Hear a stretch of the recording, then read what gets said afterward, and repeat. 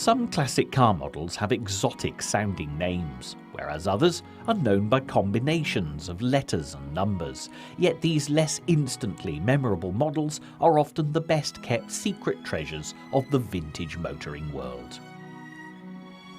This is definitely true of Vauxhall's 3098, which only the discerning classic car enthusiast will probably have ever heard of.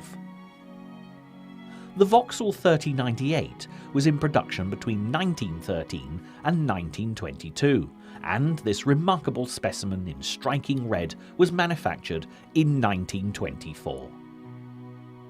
This was part of a new generation of Vauxhall cars, thanks to the inspired design work of L. H. Pomeroy, an engineering genius.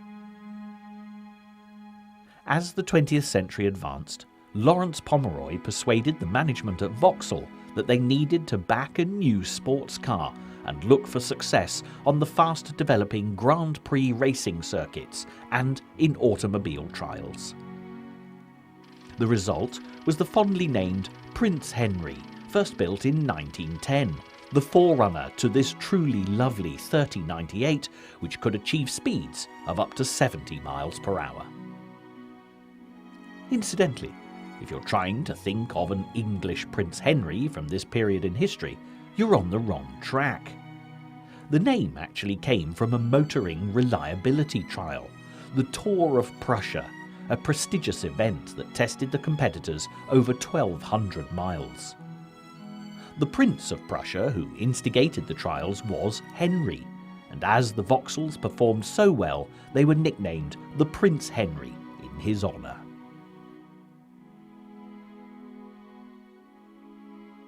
From the outset, the 3098 was considered better, faster and more practical than the Prince Henry, and even the earliest examples could reach 100 miles per hour stripped out in racing form. In the first instance, the Vauxhall 3098 boasted a 4-cylinder, simple but effective side-valve engine that entered production in 1919 after the First World War. Although solidly built, weighing in at 2,690 pounds, the car was a touch on the heavy side, but it was undeniably a fast drive with impressive performance and good road handling capabilities. The only downside was the expensive price tag at £1,670, which at the time placed the 3098 in the same category as the Bentley 3-litre. This was a car for the serious driver, with plenty of money at their disposal to indulge a passion for speed, and with an engine capacity of over 4,500 cc's, they were never going to be disappointed. There were about 270 cars manufactured before there was a major design change in 1922, and as this 3098 dates back to 1924, it falls into this newer category.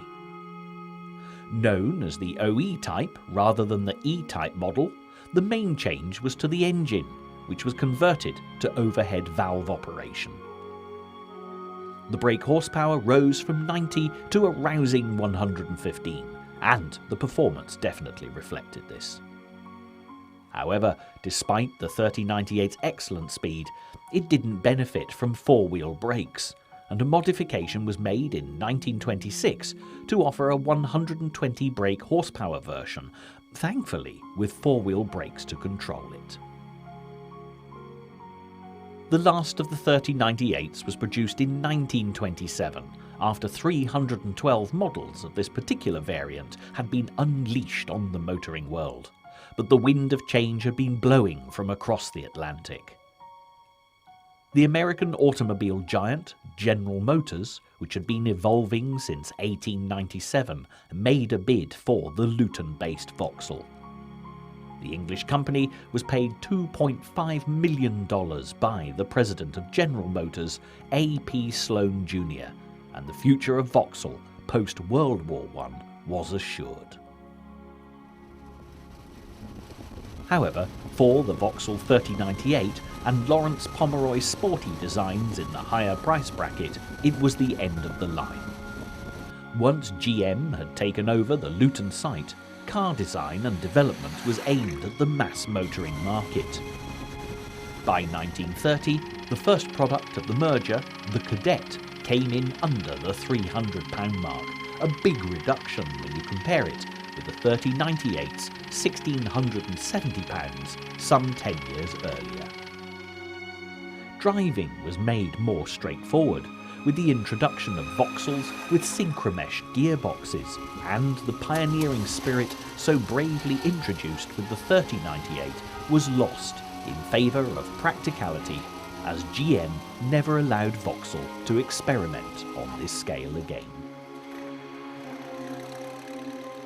It's a real bonus to be able to offer a rare 3098 in this programme on Vauxhalls, particularly one as loved and treasured as this classic car, carefully preserved by its present owner as a legacy for future generations of Vauxhall enthusiasts to enjoy.